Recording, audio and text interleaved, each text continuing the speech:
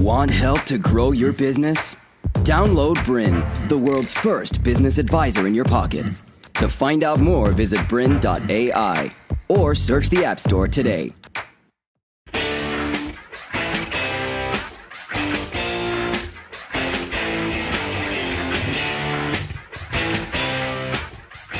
Hi and welcome to Communication in Crisis. My name is Kylie Worry, author, speaker and trainer. Today we're talking about how to deal with the damage from a crisis. So you've gotten through that crisis, but you're feeling a bit battered and a bit bruised. Now, obviously what you do in this stage is really, really key. You don't want to stay stuck in that process of being damaged and hurt and maybe scared and frightened.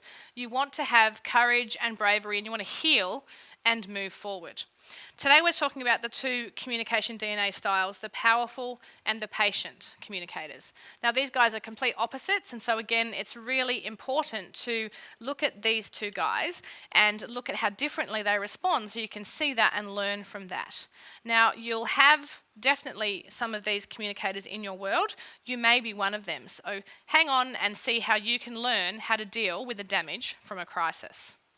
So you've been through the worst of it. You've been through the storm and the sun's peeking through the clouds. Maybe you're feeling completely exhausted. Maybe you're feeling frightened, unsure.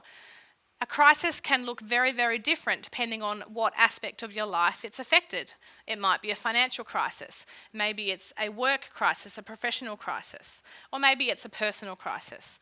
No matter what you're going through, it's had a big effect on you, and how you deal with it from here on in, how you move forward, how you're supported is going to make a very big difference to the end result. So it's really key that we get this stage right. You don't want to ever get caught in this cycle of offense where you get stuck in something that's not working and you stay there. What you need to do is learn from what's happened, learn from your mistakes and move forward. None of us want to become resentful, get sour, get depressed, get caught up in all of those negative emotions. We need to learn from them, leave them behind and then move forward. And the cycle of offense can look very, very different for all of us.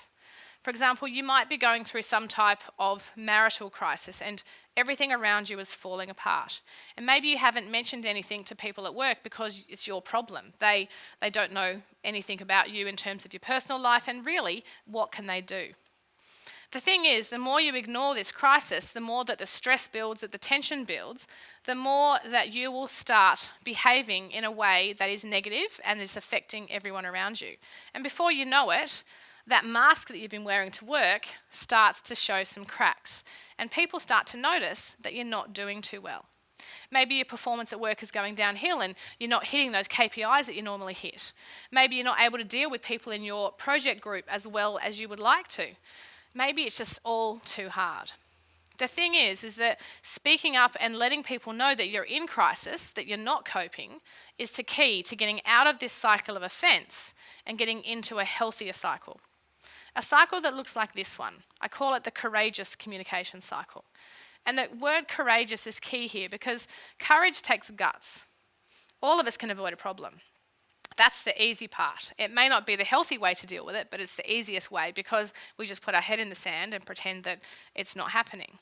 The thing is, though, it actually makes the crisis worse. The crisis will grow, it'll get out of control completely, and you need to know that speaking up and being courageous and saying what needs to be said, doing what needs to be done, is the only way to get through that cycle well. Now we're talking about stage 4 today, which is how we heal. So we're through the worst of it. The impact has happened. The wound has happened. We've even started treating and moving forward through that crisis, and now we're at the healing space. And this space is really key because here is where you actually are at that hinge point between getting stuck in that negativity or moving forward into strength and wisdom and learning from that crisis. Now the process of healing is a really interesting one, and I thought that I'd just use an example, a biological example, so you can see how it works, because it actually relates very closely to our emotional world. When we're hurt, when there's a crisis, when something happens, there's inflammation. Now that you can imagine that in terms of a wound. It's red, it's sore, and you don't want to touch it because it's just really, really painful. And that's that first stage, the inflammation stage, where we're looking at the impact and we've been hurt. After that comes a stage called proliferation. Now, this basically means growth. Whatever you're doing will continue to grow and proliferate. So if you've got some bad things in place, maybe you're avoiding, maybe you're angry, maybe you're doing things to hide or hurt, then those habits will proliferate. But if you're being courageous, if you're saying I need help, if you're noticing that you're not coping, if you're putting some things in place to manage your stress, then those things will proliferate and grow. And in a crisis, that's what you want to have happen. You want the healthy habits to grow and the unhealthy habits to not grow. And the last stage is maturation. Now, when I think about healing, the thing I think about with this final stage is that this is where you can look back over the crisis and do a bit of a stock take and go, well, what happened there? What worked? What didn't work? What did I do that helped me? What did I do that hindered my progress? And you can learn from that. The only thing that's guaranteed in life is that there will be more change, more stress, more crisis to come. And the best thing we can do is to learn how to cope when that happens. So growing and learning and gaining wisdom is all about this final stage of the process of healing. Looking at what worked and looking at what didn't and learning from it in the future. See, the thing is that these crises will continue to happen, and you might get caught up in that idea of, well, I've faced that problem, it won't ever get me again. But problems turn up with slight changes to them, and they may surprise you. So we've always got to be aware of what's happening and learning as we go. We're never going to arrive, not while we're on this earth anyway. There's always a process of us learning and growing and making mistakes. And if you look at mistakes as a way of getting stronger and learning, then that's probably the most helpful way to view them. Looking at this roadmap to better communication again. The simple roadmap. Simple because in a crisis, everything's hitting the fan and we want simple. We don't need some big model that you look at and go, what am I meant to do first? Very simple 3 steps. First step, understand yourself. Know your strengths. Know your response in a crisis. Know your unhelpful habits and know what you can do to actually help yourself. When you're clear on that, when you understand yourself, then you can begin to understand others. As Brené Brown says, you can't give someone something that you don't have. So if you don't have self-understanding, then you can't possibly understand someone else.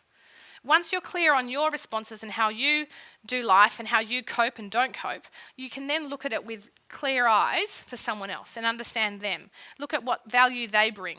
Look at the strengths they have. And look at sometimes some of the weaknesses or challenge areas that they might have as well, because we all have them. Finally, you can then communicate with intention. You see, we all need to be grown-ups and be able to go into a crisis and look at it and say, I can bring this as a strength to this crisis. Or if I behave in this way, then I'll probably make things worse. We need to remove the emotion, learn from our mistakes, and communicate with intention.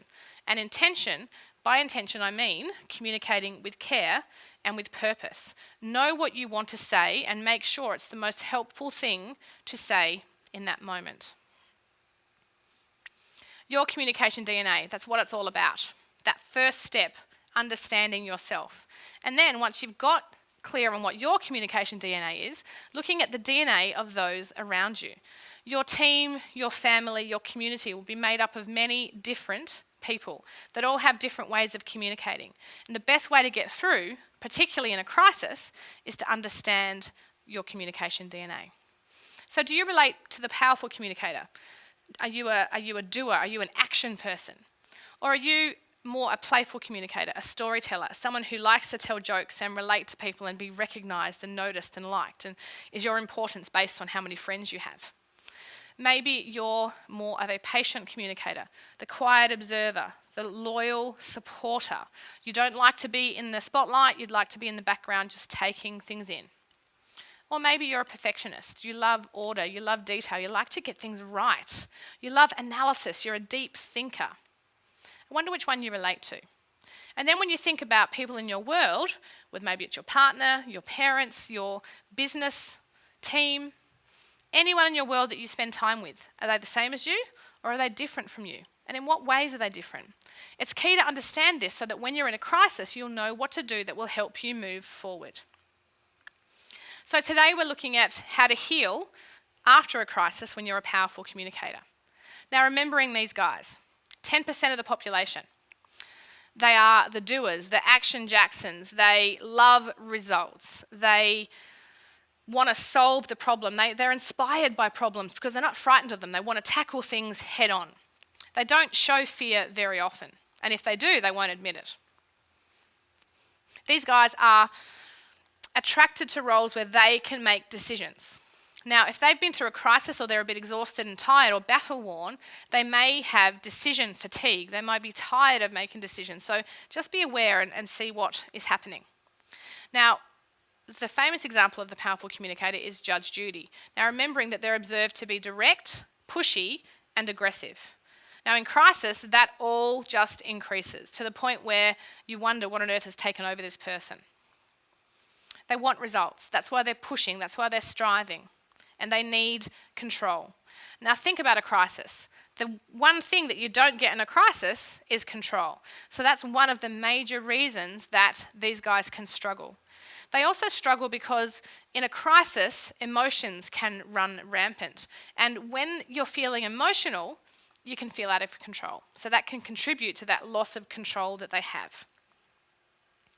Now, the powerful communicator has many things that they need to understand about themselves to get through a crisis. And one of the things that's key for them to get their head around is that they need support too. Now, normally they're there for everyone else, leading the charge and solving the problem, but they actually need support as well. Now, one of the least favourite words for a powerful communicator is the word help.